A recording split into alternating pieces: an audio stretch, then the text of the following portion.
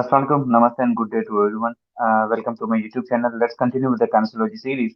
And today our topic is right now we are going to study the muscle tone. So what is the muscle tone? Muscle tone की characteristics क्या है? Types कितनी हैं उनकी? और इनका क्या रोल है physiotherapy clinical point of view से?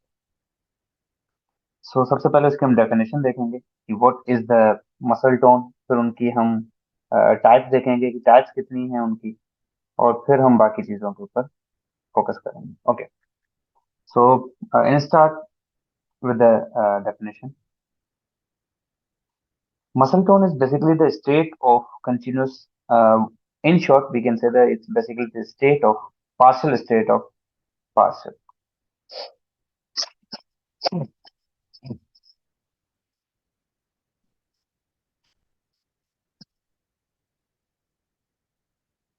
Okay. Assalamualaikum, namaste and good day to everyone. Welcome to my YouTube channel and let's continue with the Cancerology series. And as you can see, the today's topic is the muscle tone. Muscle tone क्या है? उनकी definition, उनकी types कितनी होती हैं, उनको maintain कैसे किया जाता है, उनको कंट्रोल कौन करता है, उनकी सिग्निफिकेंस क्लिनिकल एप्लीकेशन क्या है फिजियोथेरेपी पॉइंट ऑफ व्यू से, डिसऑर्डर्स क्या होती हैं अगर मसल टोन कम हो जाए या बढ़ जाए, और उनकी ग्रेडिंग सिस्टम कौन कौन सी. सबसे पहले what is the muscle tone. Tone is basically the what we can say the is an state of partial contraction. जब एक मसल की एक ऐसी स्टेट होती है, उसकी पार्शियल कॉन्ट्रैक्शन की एक ऐसी स्टेट होती है जो हर वक्त मसल में मौजूद रहती है, जिसको मसल टोन कहते हैं. इन शॉर्ट, मसल्स को शेप देने, मसल को ताकत देना मसल टोन का बेसिकली काम है.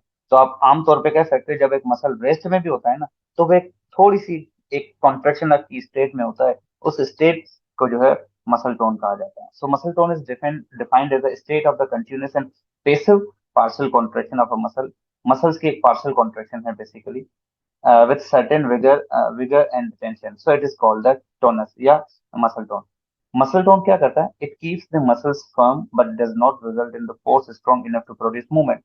मसल टोन, एक मसल जब रेस्ट में होता है तो कोई मूवमेंट नहीं हो रही, तो उसकी कॉन्ट्रेक्शन तो है. हम कहेंगे कॉन्ट्रेक्शन है तो मूवमेंट क्यों नहीं हो रही? क्योंकि वो वाली कॉन्ट्रेक्शन ये नहीं, एक पार्शियल स्टेट ऑफ कॉन्ट्रेक्शन है जो मसल जब रेस्ट में भी होता है तो उसमें मौजूद होती है. एक सिंपल सा मैं मिसाल दूं. कभी बिल्कुल फ्लैक्स पैरालिसिस मसल्स को आप टच करके देखो, एक नॉर्मल मसल को टच करके देखो, तो आपको फील होगा कि इसमें एक रेजिस्टेंस है, इसमें एक स्ट्रेंथ है, एक फर्मनेस है, एक stiffness. That is the basically the muscle tone. इसकी एक और डेफिनेशन भी है. It's resistant to a passive stretch. जब एक नॉर्मल मसल को आप स्ट्रेच दोगे तो आपको रेजिस्ट करेगा, right. That is the muscle tone. और एक पैरालाइज मसल्स को आप स्ट्रेच करो तो आपको रेजिस्टेंस नहीं मिलेगी क्योंकि उसमें टोन ही नहीं होती.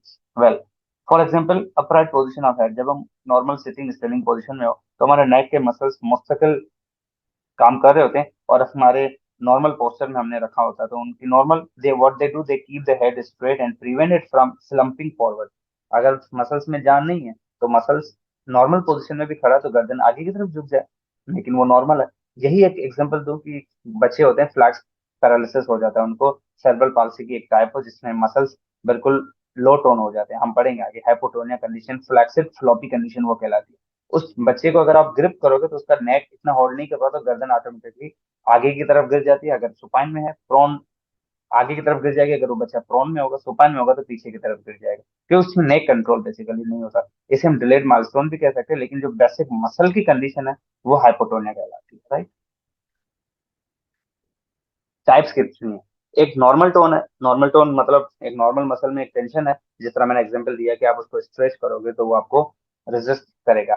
हाई टोन, जब यही टोन बढ़ जाए, जस्ट लाइक स्पास्टिसिटी में स्पास्टिक सेल पल्स, जब टोन हद से ज्यादा नॉर्मल से ज्यादा बढ़ जाए और जब नॉर्मल से ज्यादा लो हो जाए तो फ्लैक्सिड पैरालिसिस. दोनों मैंने एग्जांपल आपको दी थी. जब टोन, इन दूसरे लफ्जों में इनको स्पास्टिसिटी और रिजिडिटी भी कहा जाता है, और जो लो टोन को फ्लैक्सिटी भी कहा जाता है.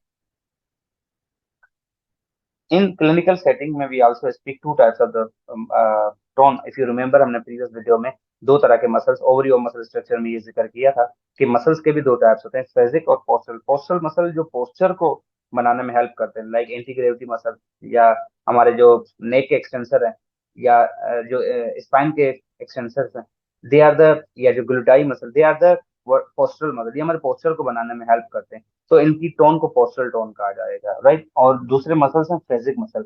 इसके अलावा जितने भी मसल्स हैं वो फेजिक, उनकी टोन को फेजिक टोन कहा जाएगा, सिंपल. इनको मेंटेनेंस कैसे किया जाए? स्केलेटल मसल्स की जो टोन मेंटेन होती है वो न्यूरोजेनिक मतलब controlled by the nervous system, not like the cardiac and smooth. उनकी मायोजेनिक, उनके मसल्स कंट्रोल करते हैं, ठीक है। So it is due to the continuous discharge of the gamma motor neuron, जो कि निकलते हैं एंटीरियर हॉर्न सेल से। इनके इम्पल्सेस डिस्चार्ज होते हैं गामा मोटर न्यूरॉन से, और फिर वो उन्हीं को ही कंट्रोल करते हैं। स्मूथ मसल और कार्डियक मसल की तरह नहीं, उनके मसल्स, उनकी जो मेंटेनेंस है वो मायोजेनिक है। इन कार्डियक और स्मूथ मसल्स में जो टोन मेंटेनेंस है वो मायोजेनिक है, तो इनके मसल्स ही आपस में उनको कंट्रोल करते हैं। तो अगर उनके कैल्शियम लेवल और number of sarcomere cross bridges बढ़ जाए तो उनकी टोन बढ़ जाती है, अदरवाइज वो सेम ही रहती है। तभी आपने देखा होगा कि जो जितने भी एबनॉर्मल कंडीशंस होती हैं, वो पैरालिसिस हो गया, सीपी हो गया, डिलेड माइस्ट्रो, वो स्केलेटल मसल्स में, क्योंकि उनकी न्यूरोजिक है। अगर किसी के ब्रेन अफेक्टेड हो जाता है, लेट सपोज, तो उनकी रिजिडिटी पार्किंसन में भी होती है, स्ट्रोक्स में भी होती है, अल्जीमर्स में भी होती है, जिनमें फ्रैंकल्स एक्सरसाइज जो हमने लास्ट वीडियो में डिस्कस किया था, या कोई भी कंडीशन होगी उनमें, जितनी भी है lower motor neuron, upper motor neuron, उनमें टोन ऊपर नीचे इसीलिए होती है क्योंकि जो स्केलेटल मसल्स की टोन है बेसिकली वो न्यूरोजेनिक है इन नेचर। सिग्निफिकेंस क्या है? They definitely play very key role in maintaining like postural tone है। अगर पोस्टरल टोन ना होती तो पोस्टरल मसल्स में टोन ना रहती, तो उसमें स्ट्रेंथ ना रहती, तो अल्टीमेटली आपका पोस्टर कंट्रोल ना हो पाता, इस तरह करती। और टोन चेंज होती है तो बॉडी में भी मूवमेंट आती रहती है, और tone is very basically important. Just like anti gravity muscles में टोन ज्यादा होती है, थोड़ी सी नॉर्मल से ज्यादा।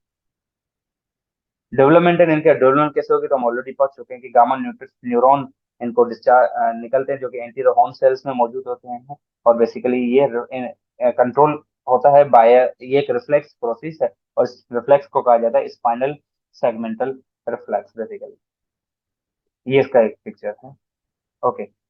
दूसरा कंट्रोल इसका एक स्पाइनल कंट्रोल है, जिसमें स्पाइनल स्ट्रेच जो रिफ्लेक्सेस हैं, let's suppose stretch reflex of Sherrington, that is the basic mechanism of the tonic activity, या muscle spindle and alpha motor neurons, they are the mainly implicated. और दूसरे हैं supra spinal.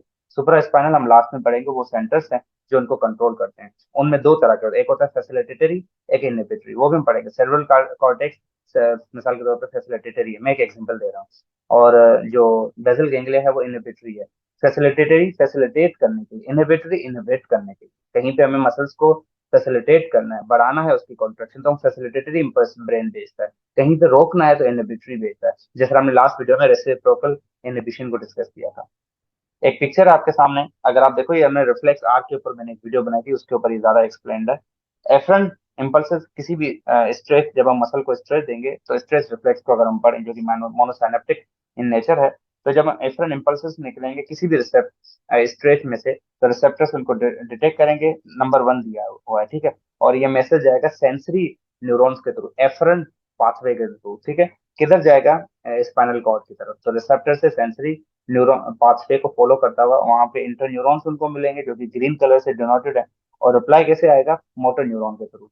Motor neuron के through दो तरह के messages आएंगे, एक वो जिस मसल को स्टिमुलस दी गई है उसको कॉन्ट्रेक्शन कराने के लिए, let's suppose when you do a knee jerk, जब हम नी जर्क करते हैं तो एक मैसेज जाएगा क्वाड्स मसल, और वो जाएगा फैसिलिटेटरी, ताकि क्वाड्स मसल पूरी तौर पे कॉन्ट्रैक्ट हो और नी की एक्सटेंशन हो। लेकिन नी की एक्सटेंशन के लिए अपोजिट मसल का रिलैक्स होना लाजिम है। तो दूसरा मैसेज जाएगा मोटर न्यूरॉन से, उन motor neuron pathway, efferent pathway के थ्रू हैमस्ट्रिंग मसल को, और उनको मसल जाएगा इनहिबिटरी, ताकि वो मसल इनहिबिट हो जाए, मतलब रिलैक्स हो जाए। और इस प्रोसेस को हम क्या कहेंगे? Reciprocal inhibition. एक सिंपल सा मिसाल है किस तरह गामा मोटर न्यूरॉन से इंपल्सेस निकलते हैं, तो उनकी एक्टिवेशन किस में होगी? इंट्राफ्यूजल फाइबर्स में। और अल्टीमेटली क्या होगा? इंपल्सेस जनरेट होंगे। अब ये इंपल्सेस जाएंगे प्राइमरी सेंसरी नर्व फाइबर्स के थ्रू एफरेंट पाथवे, ए फरंट फाइबर, ए वाला एफरेंट फाइबर, और वहां से इन इंपल्सेस की ट्रांसमिशन होगी ई फ्रंट वालों को, मतलब मोटर फाइबर्स को, और अल्टीमेटली स्टिमुलेशन होगी एक्स्ट्राफ्यूजल फाइबर्स की, तो पार्शियल कॉन्ट्रेक्शन होगी मसल की, और टोन जनरेट हो जाएगी। इनकी रेगुलेशन के लिए, जैसे कि हमने पढ़ लिया कि स्केलेटल मसल्स की रेगुलेशन जो है वो न्यूरोजेनिक नेचर है, तो गामा मोटर न्यूरॉन जो कि एंटीरियर हॉर्न सॉल में मौजूद होते हैं, वो ही इनको रेगुलेट करते हैं।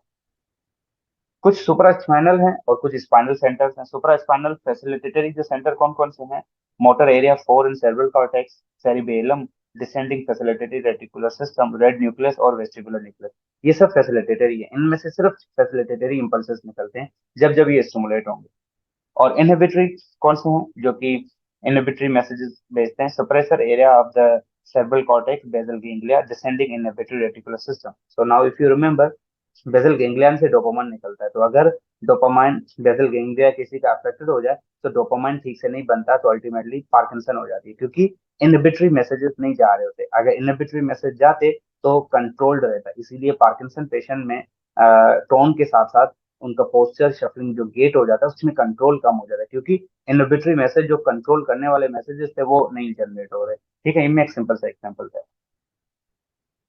और डिसऑर्डर्स कौन सी होगी, भी हम डिस्कस किया कि टोन बढ़ जाएगी तो हाइपरटोनिया, और टोन कम हो जाएगी तो हाइपोटोनिया। हाइपोटोनिया मतलब टोन का घट जाना, फ्लेक्सिटी। मिसाल के तौर मैं आगे आपको पिक्चर, मिसाल के तौर पे इफ यू सी, हाइपोटोनिया में एक बेबी को सुपाइन में रखा हुआ तो गर्दन पीछे की तरफ जा रही है, क्योंकि उसमें नेक कंट्रोल नहीं है। हाइपोटोनिया डिक्रीज मसल टोन है, इनके नेक एक्सटेंशन में इतनी मसल टोन नहीं है बेसिकली।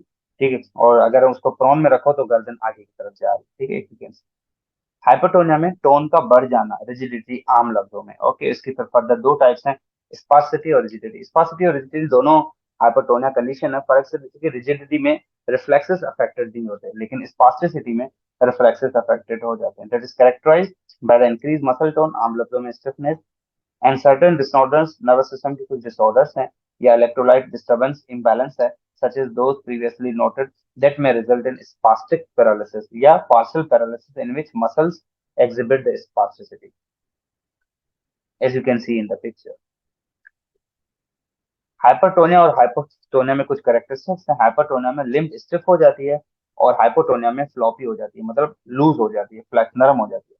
हाई मसल टोन उधर लो मसल टोन है। Difficulty in moving and difficulty in standing, क्योंकि वो इतनी लो है। मिसाल के तौर पे स्ट्रोक का पेशेंट होता है, उसमें भी मसल्स पैरालाइज हो जाते हैं, तो वो ठीक से वजन नहीं दे पा रहा था, और मसल स्पाज्म में हो जाते हैं, और उधर इनस्टेबिलिटी आ जाती है। And finally the grades of tone के, टोन को जिस हम एमएमटी ग्रेडिंग करते हैं ना, टोन की भी ग्रेडिंग होती है।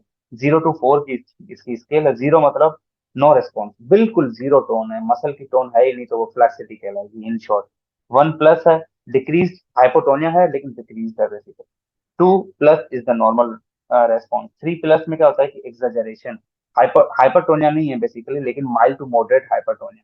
और सीवियर हाइपरटोनिया में 4+ मिलेगी, सस्टेन रेस्पॉन्स। तो मतलब दो, एक जो है वो हाइपोटोनिया, दो हाइपोटोनिया के, एक नॉर्मल है, और दो हाइपरटोनिया के।